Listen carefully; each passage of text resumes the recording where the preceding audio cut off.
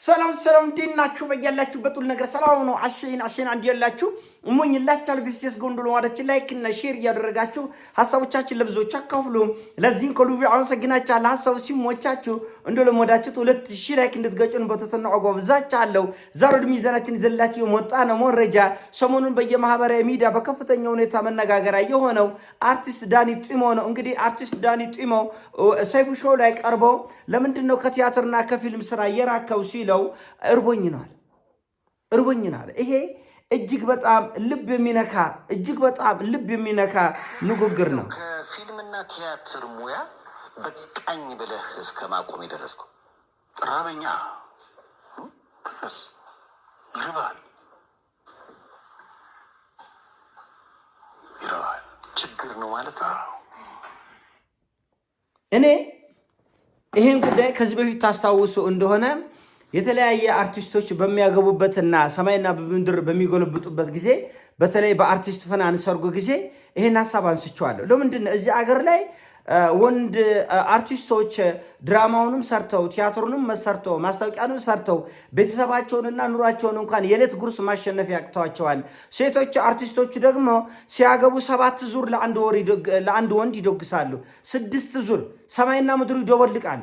እና ምንድነው ይሄ ነገሩ? ምንድነው በዚህ በአርቱ ዓለም ላይ ለሴቶች ፍጹም በተለየ ሁኔታ የሚያድላውና ለወንዶች ደግሞ ይሄን ያህል በጉስቁልና እንዲኖሩ የተፈረደበት ምክንያት ምንድነው የሚል ጥያቄ ጠይቄያለሁ። እና ያው ብዙ ሰዎች የምታስቀምጡት ግምት አለ። እኔ ያን ግምት አሁን እዚህ ጋር ማስቀመጥና ለእናንተ መናገር አልፈልግም።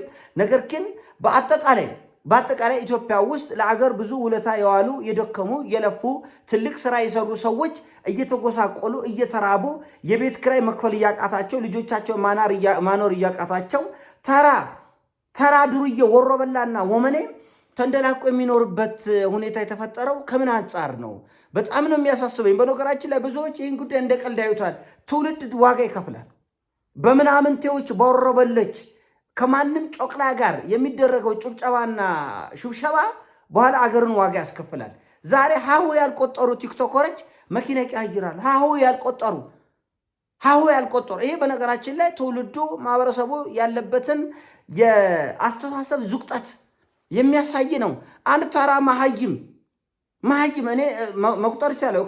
ከሌ ማለት ይችላለሁ። በሚሊዮን ተመልካቾች ያሏቸው በሚሊዮን ገቢ የሚያገኙ ጨቅላዎች ተንደላቀው እየኖሩ ለአገር ውለታ የዋሉ በሕክምናው እጃቸው ንጹህ፣ እግራቸው ንጹህ፣ አንደበታቸው ንጹህ ሆነው እችን ያገለገሉ ሰዎች ዛሬ የት ነው ያሉት?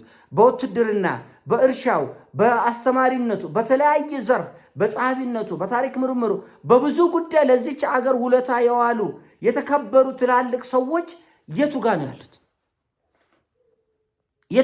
እኔ ሁልጊዜ መጠየቅ የምፈልገው ነገር ይሄ ነው። የቱ ጋ ነው ያሉት?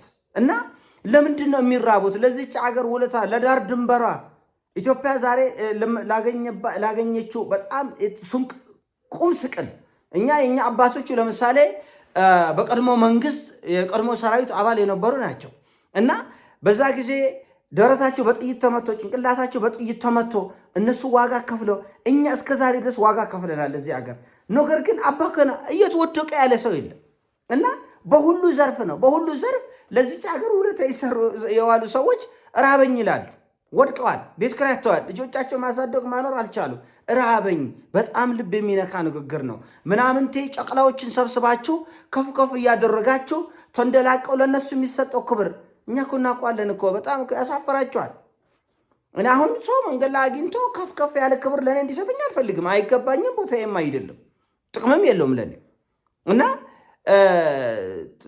ከኛ የተሻለ ሰው ከኛ ጋር የማይነጻጸር ለዚች አገር 1000 ጊዜ ውለታ ያዋሉ ሰዎች አሉ። ክብር የሚገባቸው፣ ሽልማት የሚገባቸው። በነገራችን ላይ ቻሌንጅ ይጀመርለት ለእከሌ እንዴ ስድብ ነው።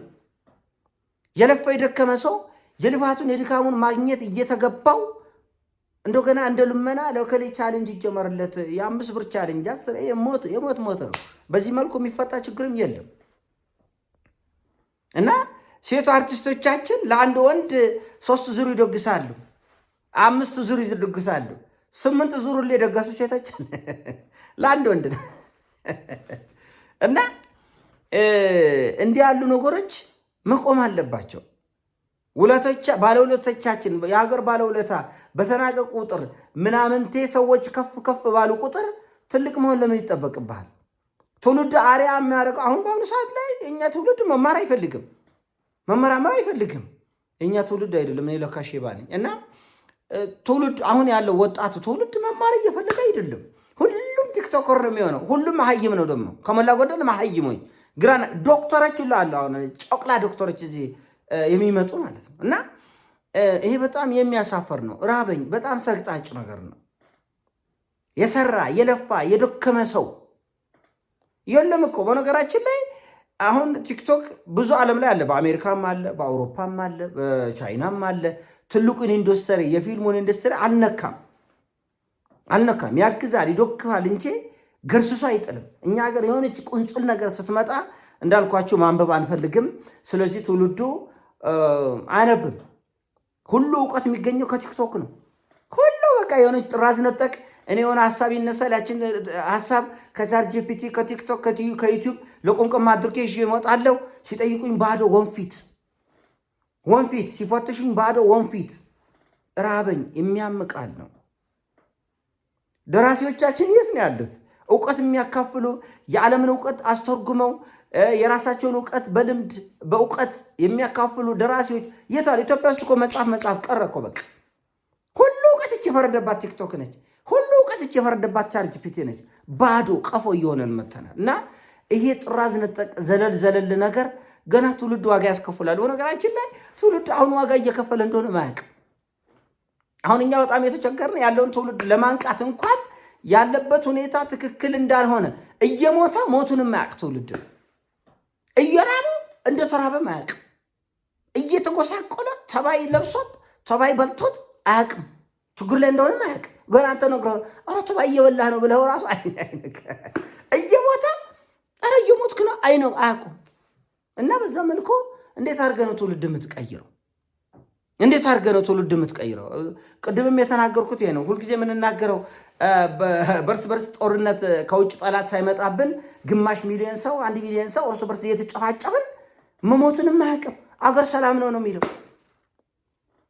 ምን እናድርግ? ሰላም እንዲመጣ አብረን እንድንኖር እንድንቀራረብ፣ ከችጋር እንድንወጣ፣ ከልመና ከፎከት እንድንወጣ ምን አብረን እንስራ?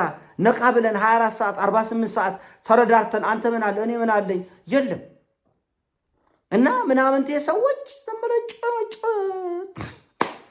አላውቅም። እኔ ብቻ ግን አንድ ነገር መናገር የምፈልገው ነገር ይሄ ነገር የእግዚአብሔር ልዩ ተአምር እዚች ሀገር ላይ ካልመጣ ገና ትውልድ ዋጋ ይከፍላል። ይህን ወቅ ታላላቆችን ማክበር አለብህ። ጀግኖችን ማክበር አለብህ፣ መክፈል አለብህ።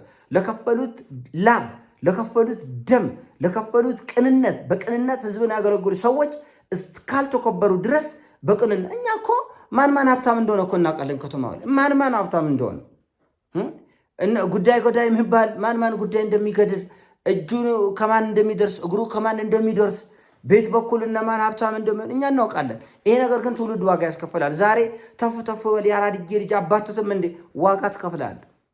እኔማ ተፍ እላለሁ፣ ችግር የለው እኔ አትጨነቅ። ተፍ አትልም እንዴ ይላል።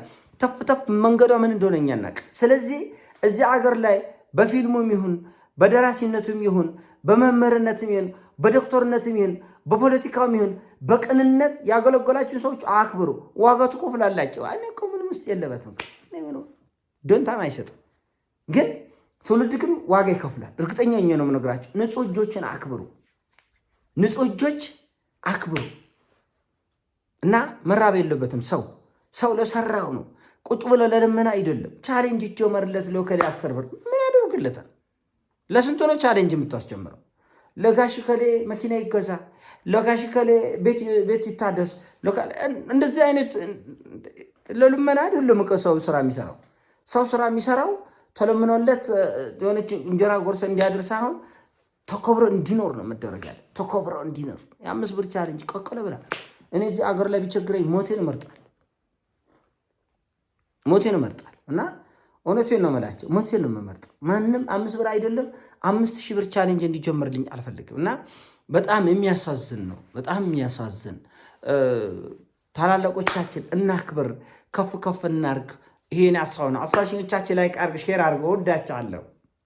ፒስ